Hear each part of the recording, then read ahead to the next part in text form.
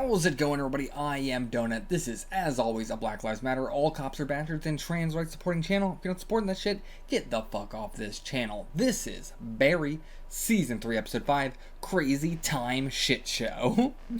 I assume that seems like a Gene line. I'm gonna guess that one's a Gene line. I feel like it's easier to guess what character's gonna say it rather than like what does the line mean, because it's gonna be just thrown out at random. If you want to get the full length, check it out on the Patreon below for $4 a month. If you want to get early access, there is none, so there is none. Alright, let's get started.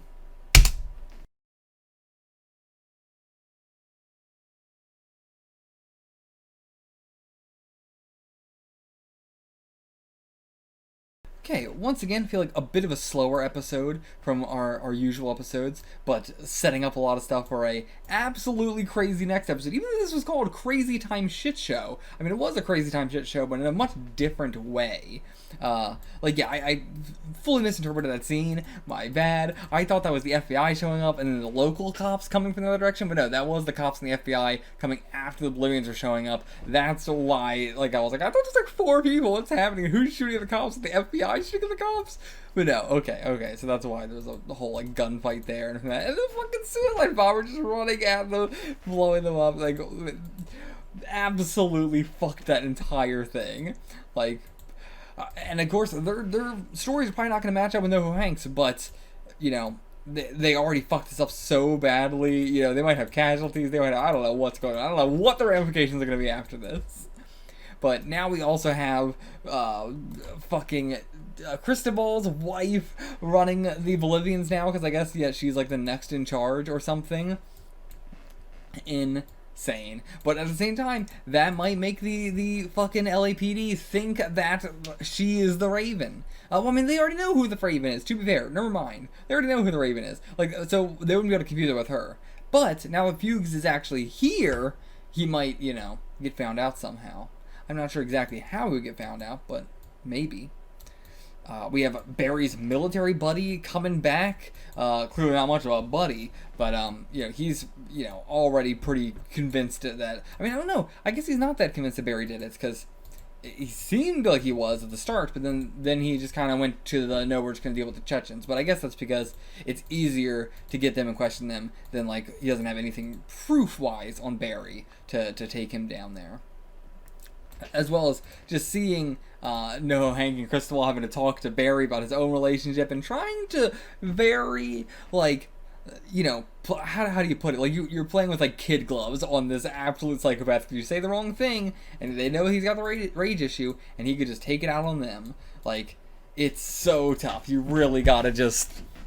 Yikes, anything you say, and it could go south. And Sally the same way. At the end of the episode when she had to kick him out of their house because of, everything was fucking saying, and it's just I would be too terrified to tell him to leave. I think I would. I would be far too terrified to tell Barry to leave. And now also, just knowing that that's the kind of shit that he's capable of, and now that's always going to be in the back of your head, absolutely fucking terrifying. Oh man, there was, despite saying, it wasn't a huge episode, there was a lot to talk about in this episode, but I guess not a lot for me to, analyze, really. Just a lot to mention, that happened, and that was cool. But yeah, what is her name? The assistant to Sally, I can never remember her name. Natalie, I think it is.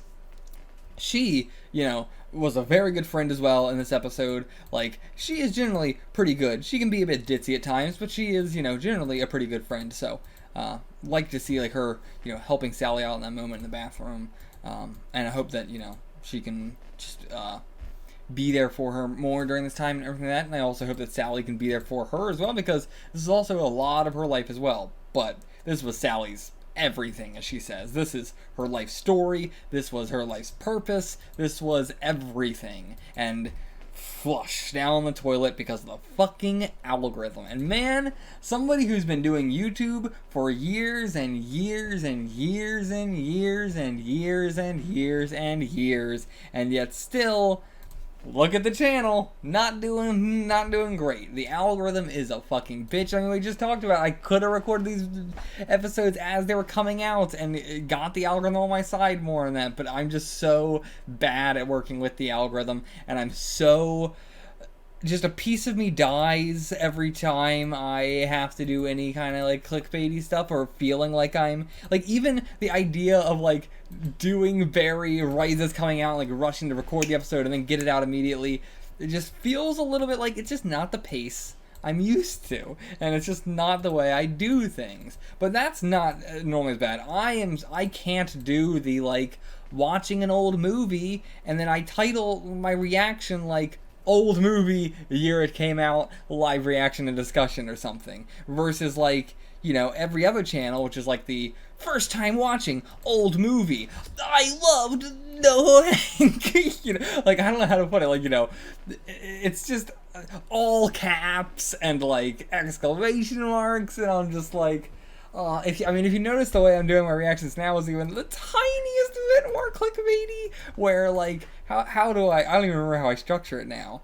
It is like, yeah, like before it was like Barry 3x3, the episode name, then like reaction and discussion, versus now it is just Barry 3x3, title, reaction. And I used to have like dividers in there as well, but now I, you know, got rid of those as well to try and make it more streamlined.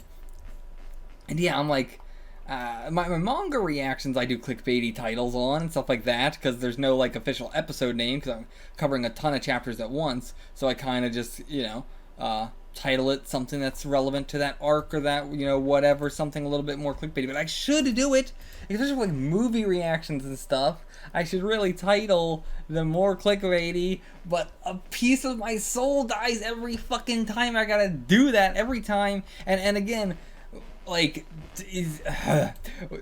working a job at like YouTube is so much different than working a job anywhere else, even in like TV and stuff like that, because even though you are beholden to the almighty algorithm, there is still people that you can talk to and have a connection there. And like, you know, if you were maybe somebody different, somebody more famous, you could have appealed to that woman, the boss of everything, more. Like, as she said, oh, I could just overturn this, but I'm the one who makes that decision, so I'm not going to. But like, if you were another person, maybe you could talk to them more. Maybe you could get a, you know, like, who knows? There's at least someone you could talk to and get an actual answer.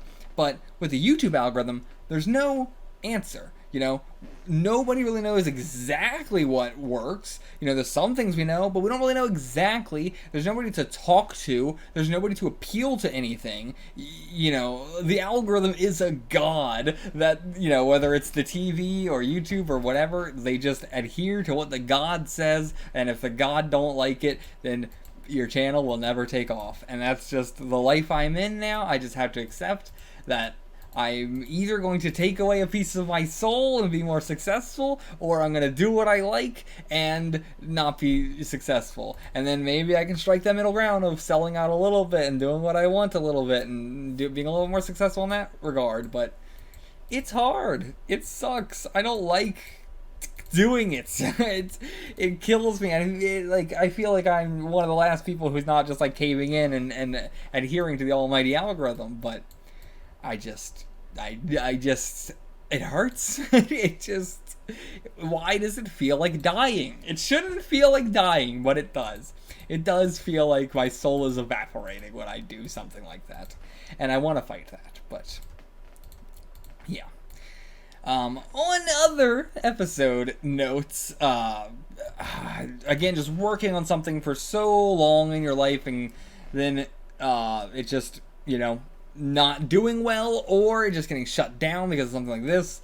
Definitely know that's feeling super well. It sucks. It feels embarrassing. Like, I don't even want to talk about stuff like that has happened, because it's just like, when you pour so much of your life into that and then it doesn't work out, and it's like, well, it's just kind of embarrassing. It's like I thought this was gonna work. I thought this was the greatest thing I'm doing. I thought this was my magnum opus, and then nobody was interested. And it's like, ugh. And although it's 12 hours, we are in an era now where it's like, if not enough people are watching in 12 hours, then that does say something. You know, people were super excited for it, and people wanted to praise it a bunch, and oh yeah, look at, you know, all this praise for it, but that's not actually people in seats watching it. Kusuno's whole apology thing going on this episode, which was working out at some points, other points not so much. It's better for him to apologize for this stuff, but at the same time, the situation would have gone over better if he hadn't apologized. What a shitty situation to be in. The situation's gonna get worse if I apologize, but the moral thing for me to do is to apologize in this situation. It's the same thing I was saying last episode with the actress that is in Sally's TV show, of just like, was it a TV show, was it a movie? I'm not sure. But where it was, is this the right moment to say it? I don't know, but I'm glad you said it at all to begin with. And yeah, I really loving the Cristobal and Hank stuff just in general, really liking that. Kusuno still getting his whole army together, and like the two main ones I thought were gonna actually get the job done are already fucking it up, shooting her son. The amount of just like chain events in this are nuts. Like also the phone that the big guy dropped in the Chechens, like he has all that footage on there now. Oh man. How is Cristobal going to get himself out of this situation? I don't know. But yeah, this feels like a big like boiling up. But when is the explosion going to happen? Fuck. Okay, I will see you guys for the next episode. Until then, get the fuck out of here.